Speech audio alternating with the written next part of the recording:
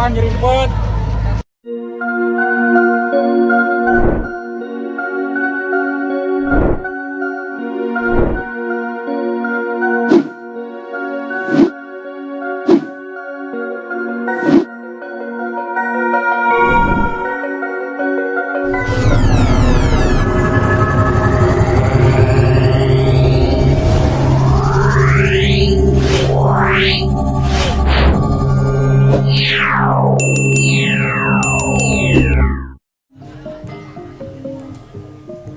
Ayo setan-setan do budal ya.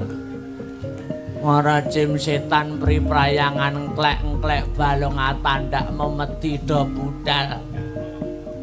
Nderekke Prabu Bumanara Kasura. Ayo budal ca. Yo budal yo.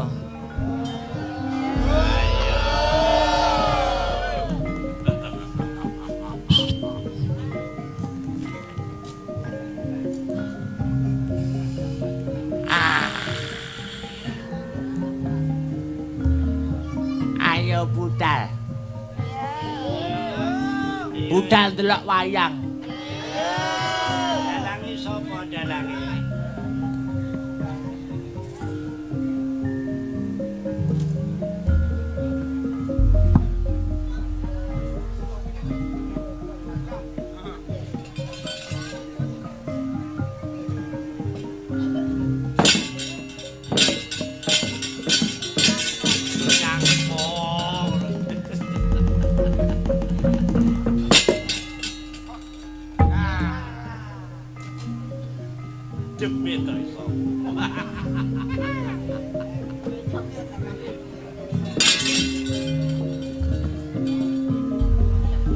Aku mayit sing dipendhem ana kuburan Sambi kene.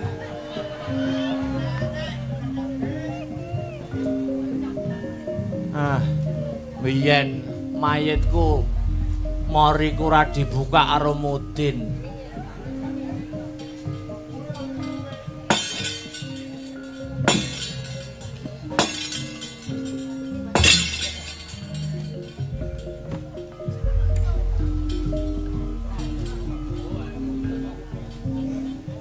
Ayo budal.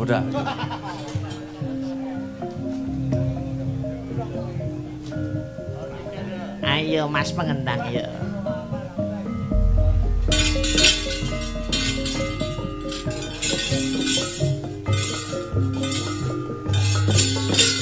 Asik tarik yo.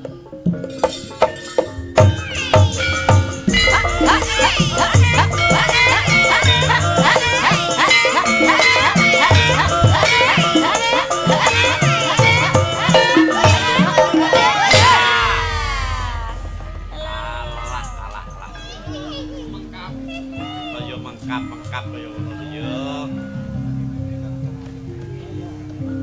Ya. Jan kebangetan temen. Jelas greyapan. Mangkal wit mau ora ana wong ngenyang.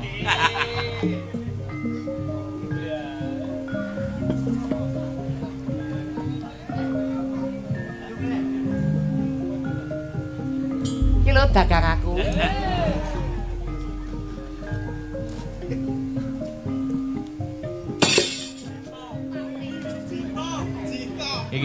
Iki dagelan dek iki.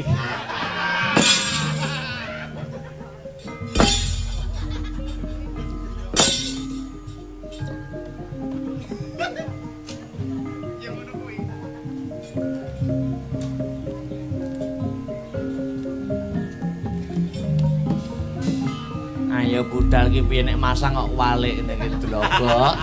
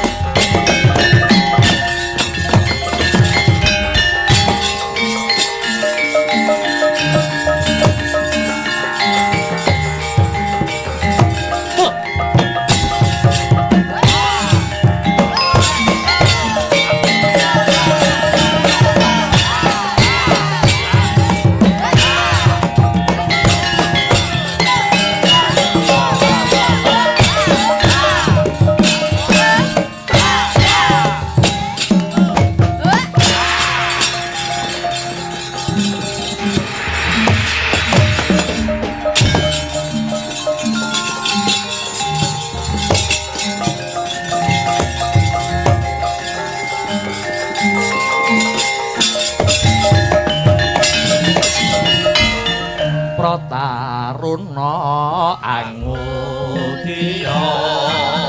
sanes karamang kasanguning kumati maksudi ing kawro bangake kunane bisane sempurna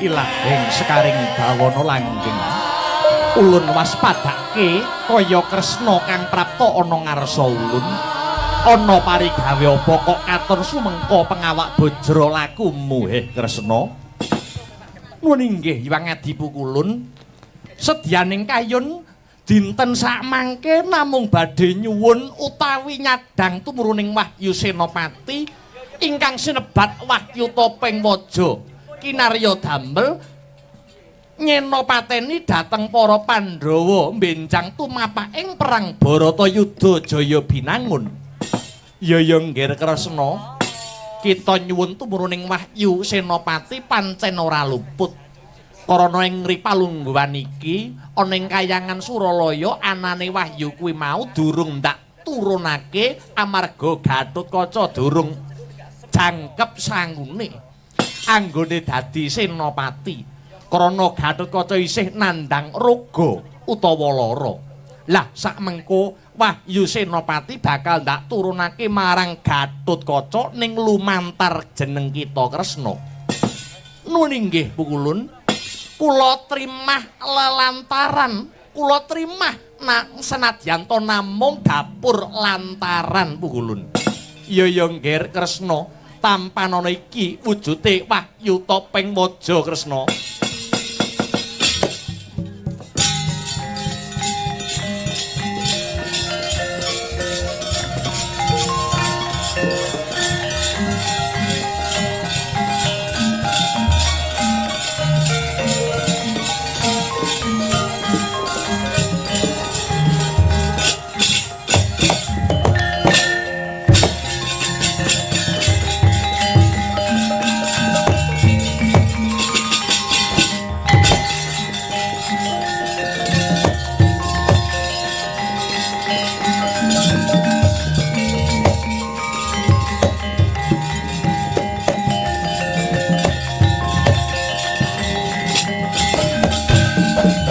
Wis ulun pasrahke marang jeneng kita Kresna Maragage.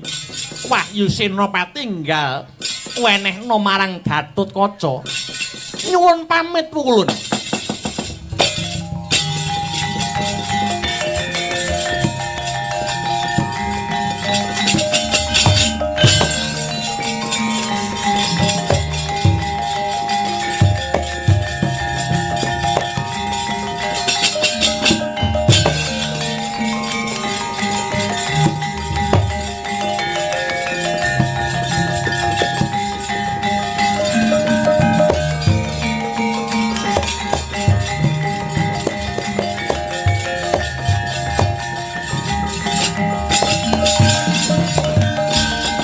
Lagi colawan sabda Horekang sumewa gegering pasewakan kathah samyonarka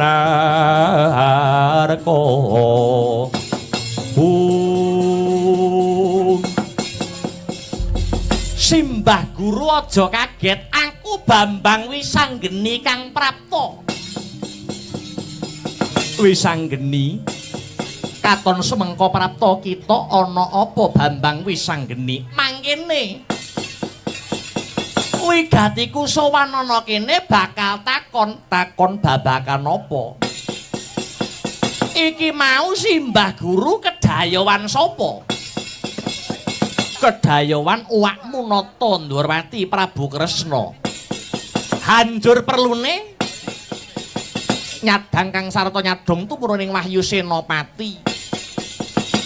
Nyadong wujuding Wahyu Senopati? Iya.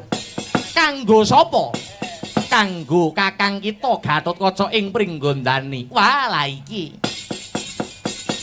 Ya Simbah wenehke wahyune, ndak wulungake wisanggeni. Weh lah kujurane. Wahyu dipadakne barang diulang-ulungke sakarepe dhewe. Oh alah Mbah Guru, Mbah Guru. Ing atase panjenengan iki pimpinaning para dewa ning kok gurusa-gurusu ki kepiye to ki? Karepmu janjane awas apa ora panggraitane? Ing atase Simbah Guru Simbah Narada lan dewa-dewa liyane ora tanggap apa wigatine Siwa Kresna anggone njaluk wahyu topeng waja utawa wahyu Senopati kang jarene diwenehke Kakang Gatut. Oh alah Mbah. Apa Simbah Guru ora pirsa? Pirsa apa wisanggeni? Lho lah iki. Dewa nek kuwah-kuwah. Sumurupa ya Mbah. Wektu dina iki Siwa Kresna ditangisi karo anake lanang Kakang Boma Narakasura. Kang perlune bakal kepengin ngalap tumuruning Wahyu Senopati. Minangka sarana dadi Senopati Agung ana ing negara Ngamarta. Kamangka selawase urip Kakang Boma Narakasura babar blas ora tau duwe lelabuhan marang para Pandhawa. Dadi dewa sakayangane kene mau gur diapusi karo Ratu Ndrawati sing jarene wahyu bakal diwenehke Kakang Gatut, nanging sejatine bakal diwenehke marang anake dhewe ya kuwi Kakang Boma Narakasura.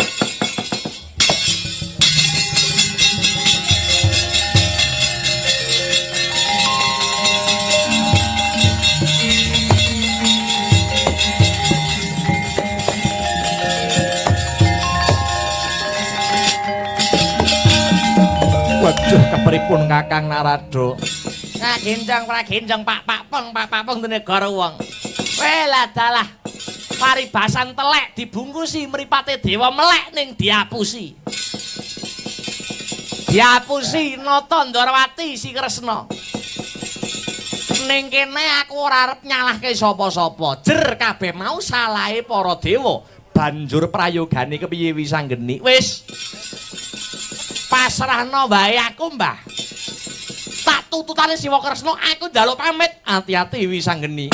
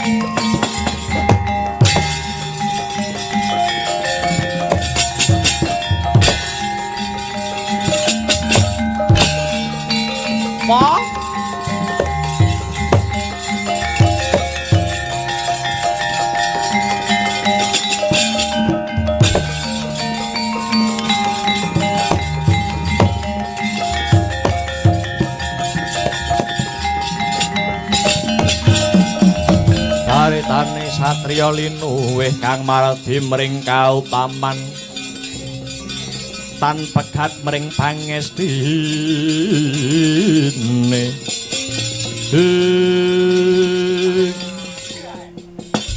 Iki anakku bocah bagus, anakku bocah jentara kang ngendhek lakunipun Ndrawati. Aja kaget ya, Wa. Wisanggeni kang ngendhek marang lakumu awit wektu iki aku duwe perlu. Aku duwe perlu sithik karo Siwa Kresna.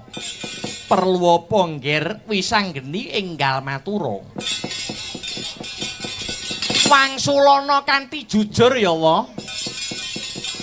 Iki mau Kresna bubar saka ngendi lan arep menyang ngendi? Wisanggeni pun wasaka Dwarawati bakal tumuju ana ing pringgondane saperlu niliki Kakangmu Gatotkaca kang lagi lara. Eleh prek. Ndak percaya aku.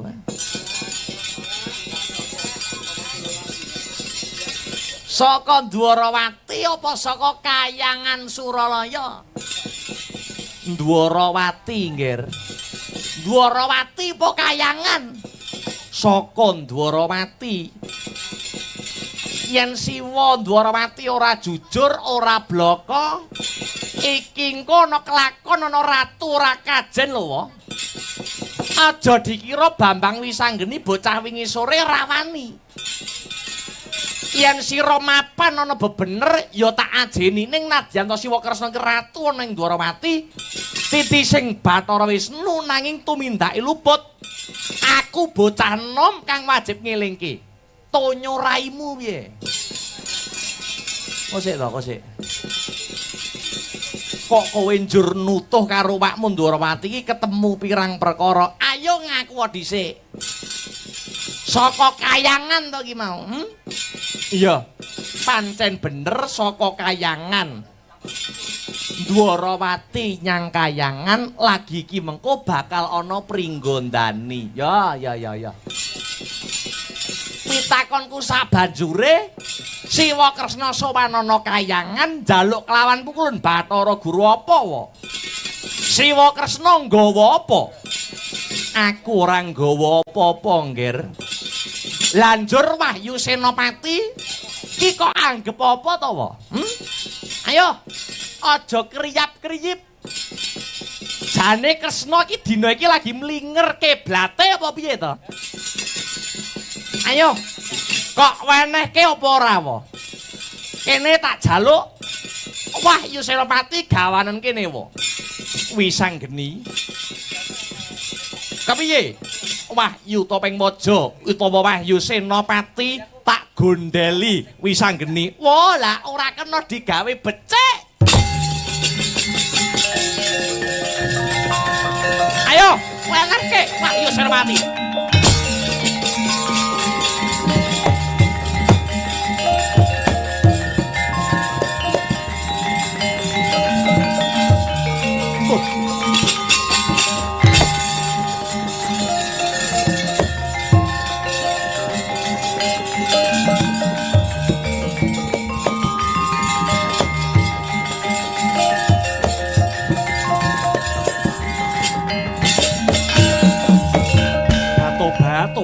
Tobat.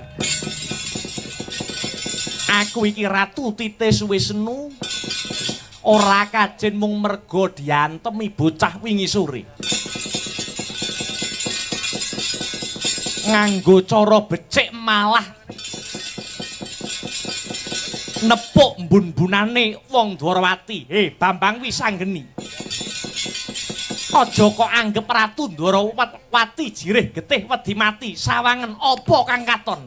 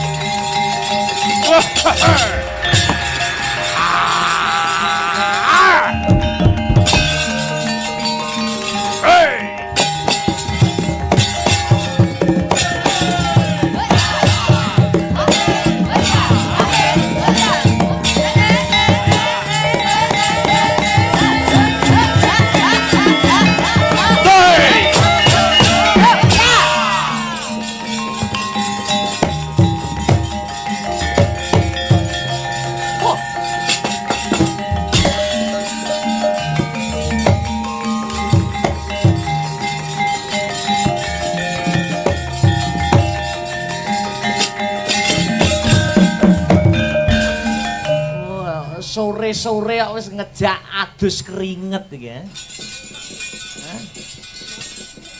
Wis ngejak gegeran ambak bocah wingi sore kok kira aku gumun mbok kei sulapan sing model kaya ngono kuwi ya. Rumangsaku Ratu Ndwarawati kok kaya bocah cilik. Dupeh titis Wisnu. Krasa diancam uripe nuduhke siunge, dupeh duwe pangwasa. Pangwasa kinarya gada. Lagi iso sak jurus wae wis mecahi bata turut dalan. Dikira aku ora iso madani kowe.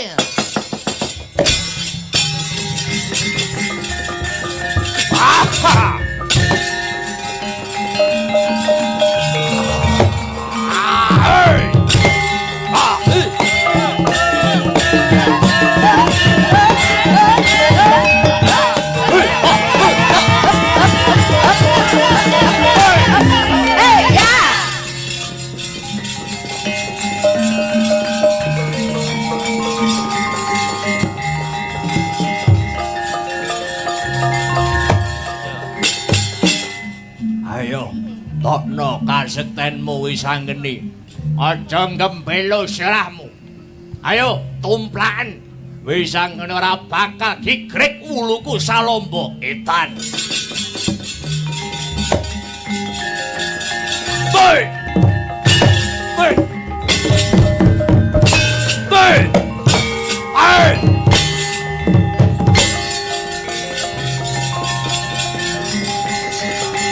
Hey! Oi! Oi! Arwe! Ah! Ah!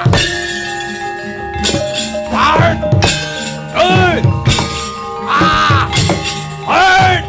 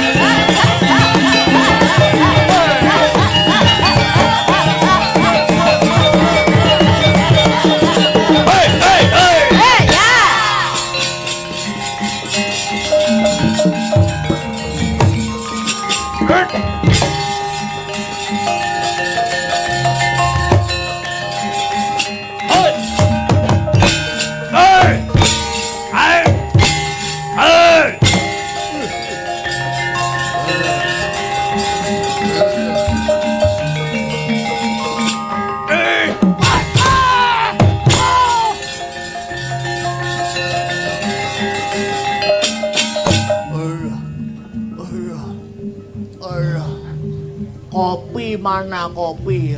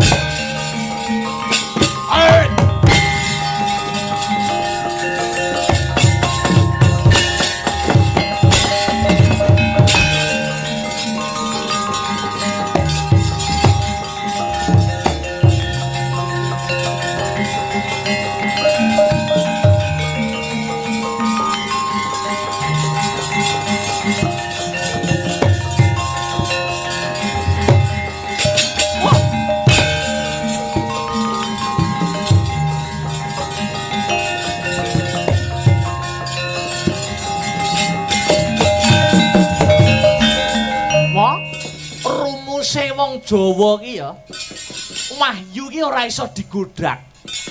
Apa-apa ki yen dioyak ki malah mlayu. Apa-apa ki yen dioyak malah mlayu. Siji wahyu, loro wong wedok ki ngono kuwi. Ning nek dinteni ngene malah biasane mapan-mapan dhewe. Sawangen wujute Wahyu Topeng Majaya Wahyu Senopati bakal tak uncal. Mbok sapa sing nrimo ya kuwi kodrate sing nampa Wahyu Senopati. Oh.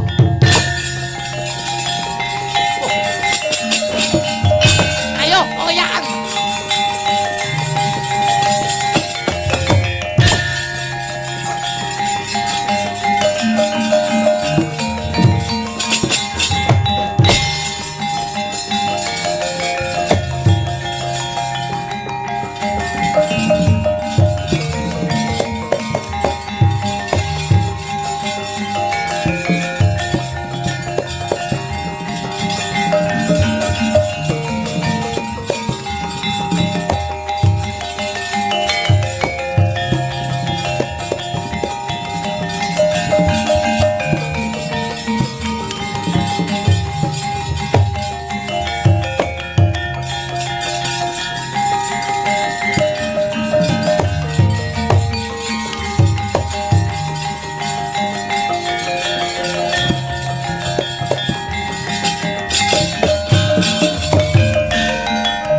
lan ngawruhi kang tekane tanpa sangkan ane jawanten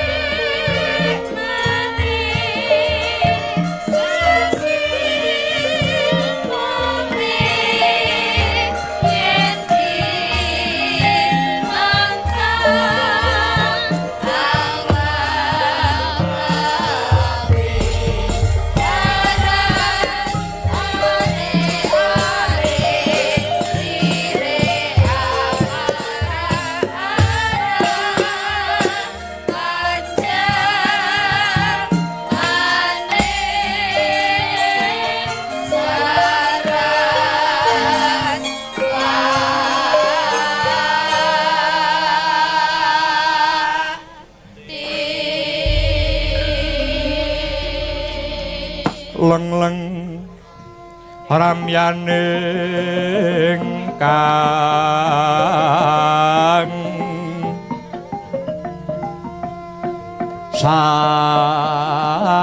sasongko kumenyar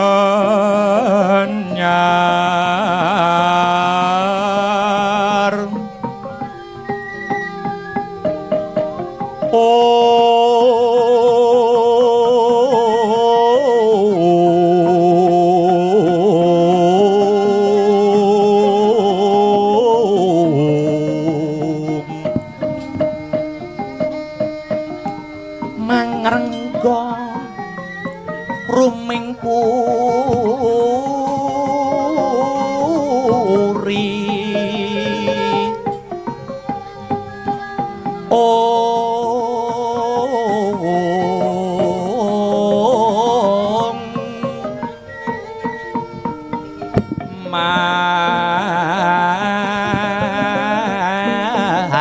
mangkin tanpa siring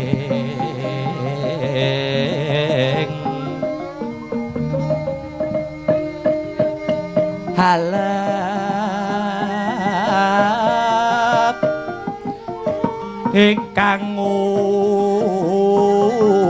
omah mas ler muruping langit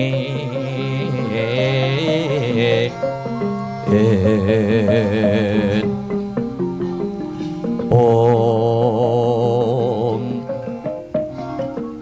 takwan sarwa manik om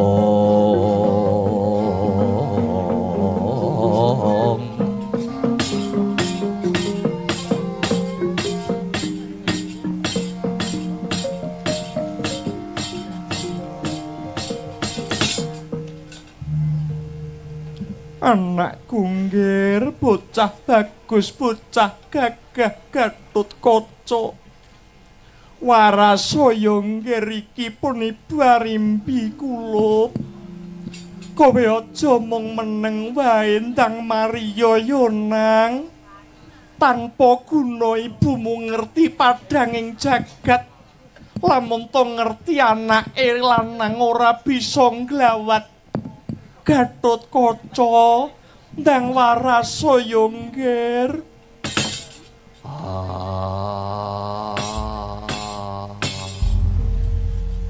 Arimbi ora usah nangis wae Kamangka ya ora kurang-kurang anggonku golek tamba kanggo waras anakmu Gatot. Nyatane nganti tekan seprene durung mari. Mula tak jaluk Arimbi sabaro sare aja nangis wae. Gatotkaca ndang waras yo ngger. Paraso anakku kulup Gatotkaca. Kakang Mbok Arimbi. Kula suwun ampun ngantos hangelangut nemahi kahanan ingkang kados mekaten. Monggo langkung prayogi ndedonga marang Gusti ingkang Maha Agung murih kulup Gatotkaca enggal waluya jati temah nirmala. Tobat. Ora maido kok, Den. Wong tuwa kok ngerti anake lara menika atine susah niku ora maido. Mila tresnane wong tuwa teng anak niku ora winates. Sebabe apa, Truk? Pancen bener ngendikane para pinter, para sarjana sujaning budi. Wong tuwa karo anak ibarate kaya mripat lan jempolan sikil. Jempol sikil ki ibarate anak, mripat ki ibarate wong tuwa. Jempol sikil kok kesandung, mripat ki melu mbrebes mili. Oh iya, Ding. Ngono ya Mas e? Heeh. Mripat kok keculek. Jempol sikil melu nekuk-nekuk. Kuwi ora ana. Oh ngono. Heeh. Mula dadi anak kuwi ora entuk wani karo wong tuwa, luwih-luwih wong tuwa wadon. Biyuh kuwi kuwalate tenan, Gong. Ana sing ngibaratke wong tuwa wadon kuwi pangeran katon. Saking gedene, heeh. Mula kudu uripe kudu tansah bangun miturut apa kersane wong tuwa, luwih-luwih wong tuwa wadon. Ngono ya Mas ya. Yayi Janaka, kados pundi Kakang Mbok? Iki kepiye Yayi mungguh gagasane Siadi? Prayoginipun kula aturi nadhar kemawon. Sinten ngertos kanthi nadhar punika badhe andayani waluyaning kang putra pun Gatotkaca Kakang Mbok. Anakku bocah bagus. Warasaya ngger Gatotkaca. Mengko yen kowe kelakon waras bakal ndak gandeng tanganmu, ndak ajak sowan ana pertapan Saptawarga. Bebarengane yang muwiyasa ngunjuk rasa syukur ana pertapan Saptawarga. Saya nambahi asreping swasana Kakang Mas Werkudara. Janaka piye? Monggo kula aturi nadhar Kakang Mas. Wah iya. Yen pancen kaya mangkono, aku sak umur-umur iki ora tau nadhar. Aku sak umur-umuring uripku wiwit cabang nganti cerapang, wiwit indil-indil nganti ondol-ondol Werkudara babar blas ora tau nadhar. Wong nek uripe gegem ngono kuwi. Wong ora tau sedekah, Truk. Ha kok iso? Wong nadhar ora gelem. Mengko nek nadhar wedi donyane kurang. Aja ngono, jenenge kalah karo pakulinan kok. Sapa ngerti Ndara Werkudara ki ora nadhar ki ana sebab musababe kan ngono to. Inggih menawi makaten Kakang Mas, kula ingkang badhe nadhar ya nadhara. Gatotkaca yen to kowe kelakon waluya jati temah nirmala, pamanmu Janaka bakal nadhar ngluwari sesajen upacara syukur kelawan kabeh para kawula ing negara Ngamarta. Gatotkaca warasaya ngger. Menapa dipun keparengaken kula nadhar, Ndara? Iya, Petruk nadhara. Ndara Gatut. Enggal waras nggih, Den. Menawi Ndara Gatut waras, badhe kula tanggapaken wayang 7 dina 7 bengi.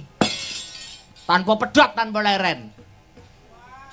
Menika nadhari Petruk. Mangkono. Nggih. Ndara, Bagong kepiye? Menapa kula dipun keparengaken nadhar? Nadhara Bagong. Ndara Gatut, waras nggih, Den. Enggal sehat, Gus. menawi Ndara Gatotkaca sehat paluya jati jati teman Nirmala kula nadar kula badhe ngemis. Apa ana nadar kok ngemis? Ora apa-apa bentang waras kok. Monggo Kakang Mas badhe nadar menapa? Janaka kados pundi yen pancen mangkono aku bakal melu nadar. Yen Gatotkaca waras, aku bakal ngampleng dase Bagong. Endra no. Wong iso endra kok. Anakku ngger Gatotkaca aja mbebidhong atining ibumu yo ngger. Enggal warasaya nang. Premara reh mangoswamya ngambrang. Kadi karonaning kasuwasih ring marga memalakung. Ari sang gandha Mas Pratmaja leng-leng lalu mangulati. Surya mangrangsang wayah, surya mangrangsang wayah. Umya samara wayahanto.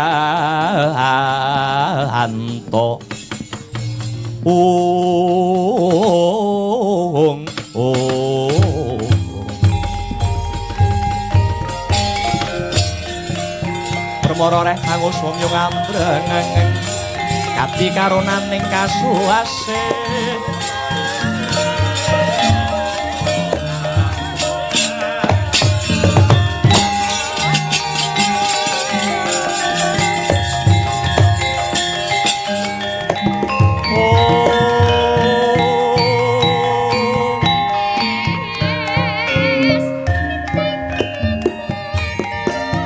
Dumawur mangawur wurahan pengarane ngajurit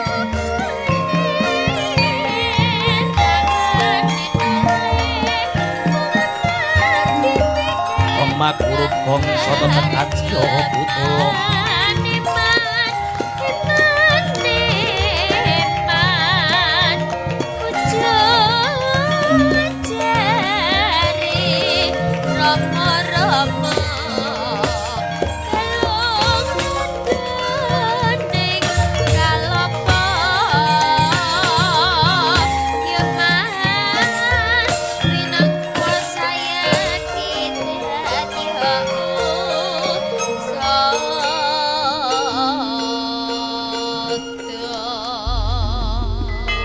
palugon laguning lekas lo kita linuting kidung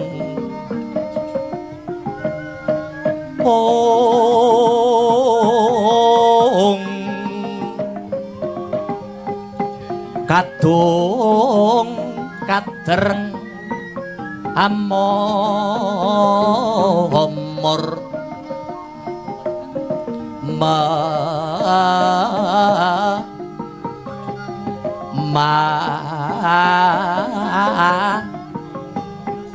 memangun manah rahayu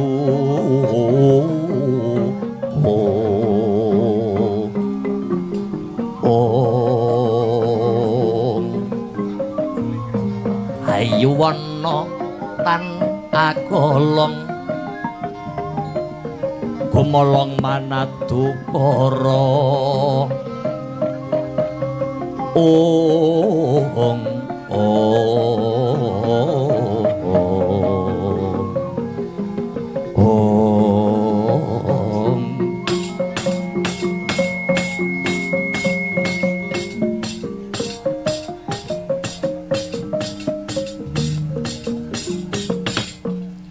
ora pangling iki Setijaya Boma Narakasura sing sawanana ing Pringgondani kok njanur gunung kadingaren kowe sawanana kene wigati apa Boma amit pasang kaliman tabik piswanan kula sinapeta ing lodene Demawaing tawang tuwang Paman Bimasena lan Bibi Arimbi nyuwun sewu sampun kagiat jroning penggalih mbok bilih sawanipun Boma ing Pringgondani menika kepengin tilik adiku ing Pringgondanipun Gatotkaca. Manut dawuhipun Kang Rama, Kang Rayi Gatotkaca sakmenika nandhang raga daring antuk sawijining usada. Sareng kula tak yenaken wonten mriki tinemening jebul kabar menika kabar ingkang leres. Gatotkaca kok dereng ngantuk usada. Banjur bapakmu mapan ana ing ngendi? Ing ripalenggan samangke Kang Rama taksih pados usada kagem waluyaning Yayi Gatotkaca. Syukur bagi sewu yen bapakmu isih kelingan karo Gatot. Yayi Gatotkaca. Enggal waras Yudi. Iki pun Kakang Bama Narakasura, Kakangmu Traju Tresna kang wis sowan ana pringgondane kene. Yayi, waras Yudi, waras.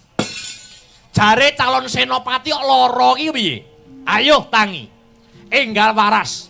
Yen Siadi wis waras, bakal tak kanthi adu kaprawiran to sing balung kuleting kulit olah kadigdayan. Gatotkaca, tangiya sing jejeg Yayi. Sing jejeg tangiya Gatotkaca.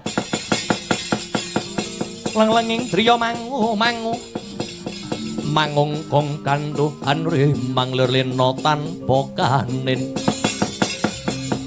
yen tamtul semengko sang Dyah Utama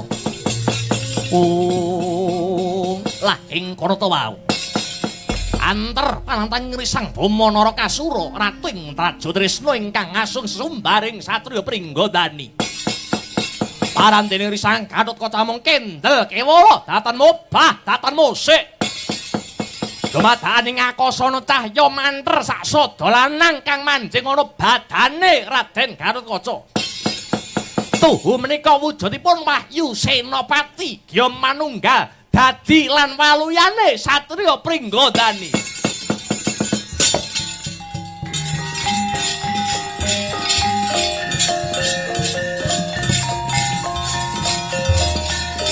Ayo, waras Gatotkaca.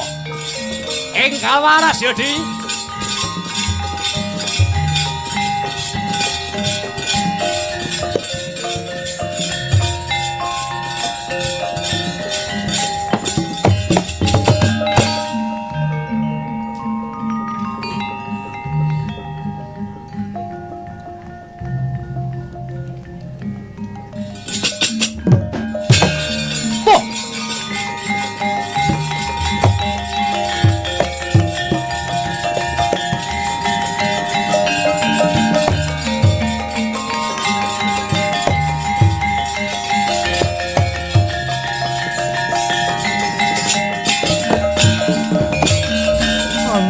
Bocah bagus kowe wis mari kulup. Iki mau tambane apa kowe wis waras nggir? Kula nggih mboten mangertos Kanjeng Rama. Ngertos sampun pulih otot bebayu kula. Syukur bagi jemurung kowe wis waras. Banjur sapa sing paring usada iki mau? Pun Kakang sing paring usada Yayi.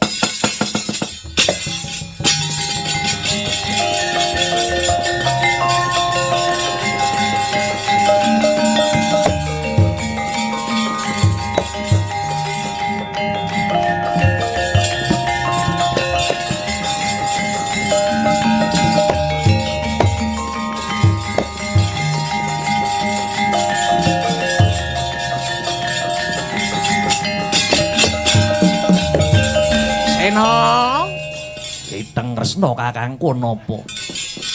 Janaka kula wonten dawuh tinimbalan. Pun Kakang kang ngusadani kanthi lantaran tumuruning Wahyu Senopati Werkudara. Ngaturke panuwun tanpa pamawit saka Kresna kakangku kang wis dadi sarana Gatotkaca bisa waluya jati. Ngaturaken gunging panuwun wa. Iya Gatotkaca. Wahyu Senopati ndak jaluk saka pukulun Bathara Guru nuli tak uncalke mrene. Wis kinodrating jagat pinesti ing widi mbok menawa Wahyu Senopati kowe sing gayuh. Mula dadi sarana waluyamu. Cekak aosipun Kakang Dwarawati kang ngusadani Gatotkaca Werkudara. Aja percaya.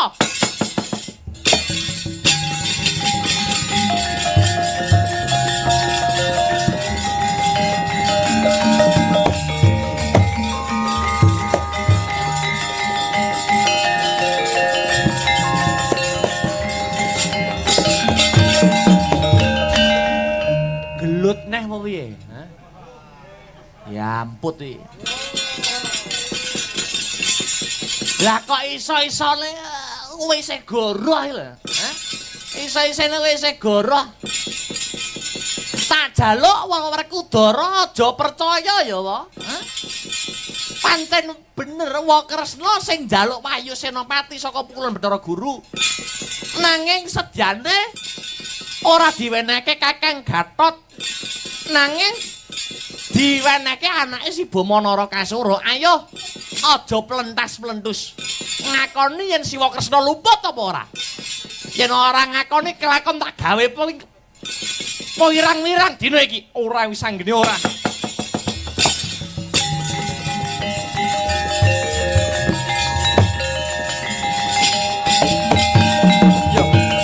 Ngakoni luput sepuranen aku ya pun tak sepurani Werkudara iki mau Wahyu Senopati tak uncalke merga aku rebutan karo Siwa Kresna manjing ana badane Kakang Gatot satemah Waluya Jati temah Nirmala. Saiki aku bakal takon karo Siwa Kresna sebabe apa tumindake Siwa Kresna nganti kaya mangkene. Aku merga tinangisan kelawan anakku Bama Narakasura. Kakang Bama kepengin dadi senopati. Ya.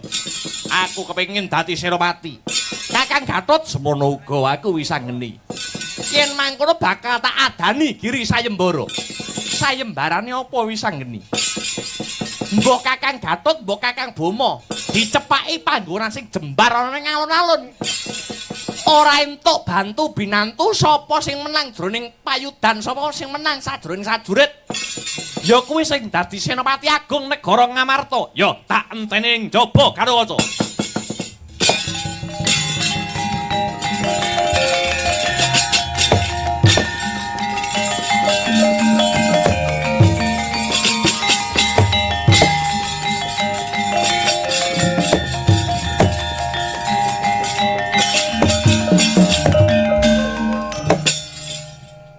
Nambah-nambahi gawean. Awake kesel malah dikongkon gelut. Awake kesel sih ora tambon wong wedok. Malah kon gelut. Iki dadi senopati lho taruhane. Ndedonga njaluk donga marang wong tuwa, marang Si Barimbi lan Rama Werkudara. Ya karo kaca budalem tak sangoni pangestu. Bebarengan karo sintranging Samirana. Muga-muga lanang juritmu karo waca.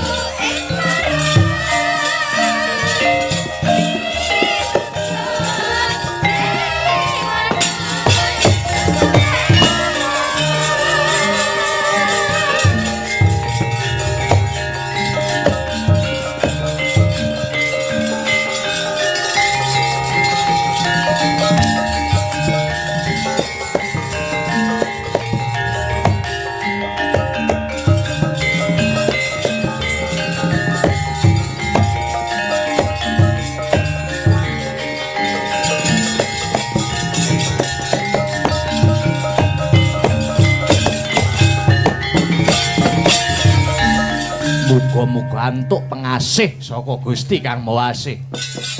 Disekseni Janaka diawat-awati lakuning sayembara kang sing diadani kelawan Bambang Wisanggeni. Sapa sing menang bakal dadi Senopati Agung Negara Ngamarta. Nuwun inggih Kakang Mas Badi kula nyuwun pamit madal pasilan. Aja nganti tundha Bima lakumu Arjuna. Lah ing kono wau paripurna pangandikan jroning pasiwakan Sipating satriya datan singlar saking Ngubaya.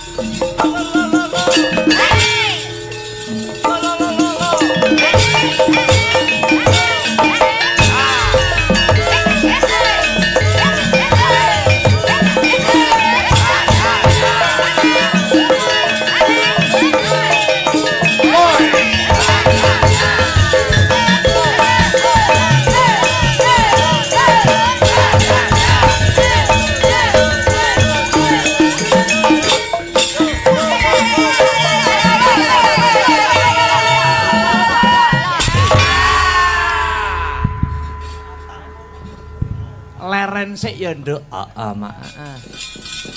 Ngendoni swasana kang kenceng ngregengke kahanan ben gayeng. Heeh. Yo, kanggo pambuka nggo ndobrak swasana. Heeh. Iki sinden 1 2 3 Dek Beatrice Dek Sinta Mbak Enggar. Heeh. Jumeneng dhisik. Oh ngono. Heeh. Nggo mukadimah ana ing limbukan tembange ninggal katresnan. Oh iya. Ya. Ayo sinden bertiga berdiri. Heeh. Mukadimah ana ing limbukan ngregange kahanan ana ing bengi iki supaya